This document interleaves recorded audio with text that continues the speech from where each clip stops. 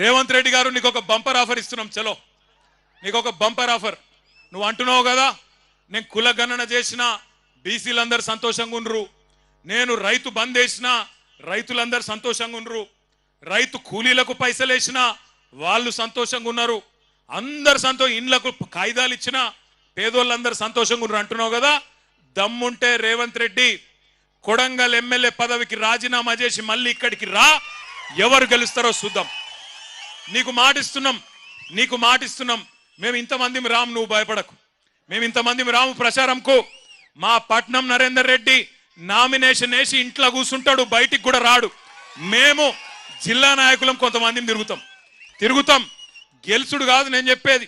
50,000కు ఒక్క ఓటు తక్కువ వచ్చినా నేను రాజకీయ సన్యాసం చేసి మళ్ళా రాజకీయంలో కూడా ఉండా. ఇది వాస్తవం. ఈరోజు కొడంగలే కాదు రాష్ట్రం మొత్తంలో వాస్తవం ముఖ చిత్రం ఇది.